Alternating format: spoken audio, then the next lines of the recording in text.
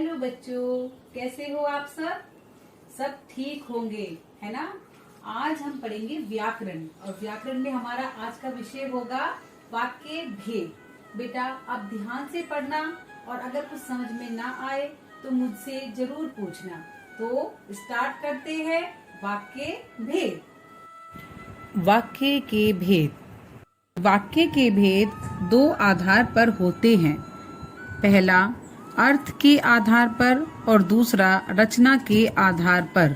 आज हम सीखेंगे अर्थ के आधार पर वाक्य के भेद। अर्थ के आधार पर वाक्य के 8 भेद होते हैं।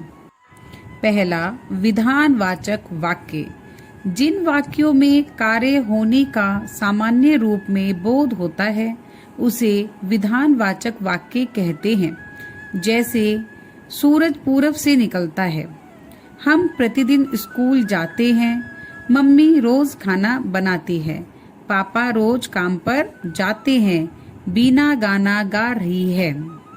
दूसरा प्रश्नवाचक वाक्य। जिन वाक्यों के द्वारा प्रश्न किया जाता है उन्हें प्रश्नवाचक वाक्य कहते हैं। जैसे आप कहाँ रहती हो, दरवाजे पर कौन खड़ा है, क्या मैं खेलने जा सकती हूँ, पापा आज क्या लाएंगे, क्या बीना गाना गा रही है। निषेधवाचक वाक्य। जिन वाक्यों के द्वारा कार्य न होने का बोध होता है उन्हें निषेधवाचक वाक्य कहते हैं। जैसे दूध वाला नहीं आया, मैं खाना नहीं खाऊंगी, अभी स्कूल नहीं खुलेंगे, कंचन गाना नहीं गाएगी। इच्छावाचक वाक्य। जिन वाक्यों के द्वारा इच्छा, कामना, आशीर्वाद आदि के भाव प्रकट किए जाते हैं उन्हें इच्छावाचक वाक्य कहते हैं। जैसे काश पिताजी मिठाई ले देते, भगवान यह कोरोना महामारी कब खत्म होगी, ईश्वर तुम्हें सुखी रखे, नव वर्ष की बधाइयाँ, बहुत बहुत शुभकामनाएं। संदेहवाचक वाक्य। जिन वाक्यों से संदेह या संभावना का अर्थ प्रकट हो उन्हें संदेहवाचक वाक्य कहते हैं। जैसे शायद आज बारिश आएगी, शायद वे वहाँ खड़े हैं, हो सकता है घर में आज पूरी बनी हो, सीमा दिल्ली के लिए चल पड़ी होगी। आज्ञावाचक वाक्य।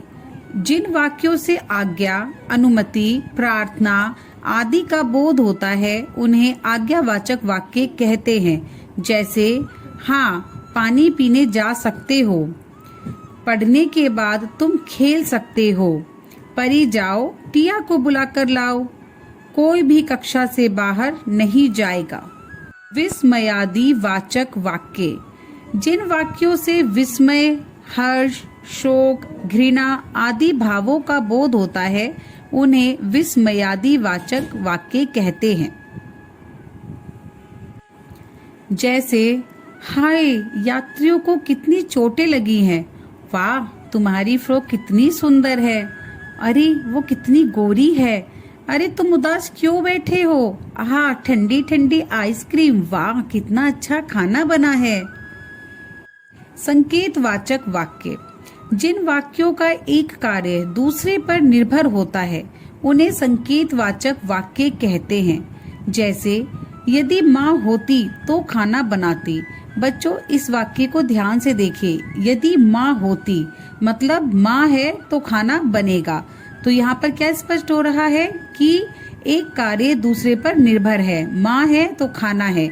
इसी प्रकार यदि मैच जीतते तो इनाम पाते, मतलब अगर हम खेलते तो ही इनाम पाते, तो मैच का संबंध किससे है, इनाम से।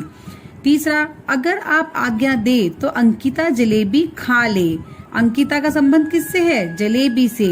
यदि बिजली होती तो हम पढ़ लेते। आशा करती हूँ आपको वीडियो अच्छी लगी होगी और वाक्य भेद समझ आए होंगे। बेटा अगर फिर भी कुछ समझ में नहीं आया तो मुझसे जरूर पूछे।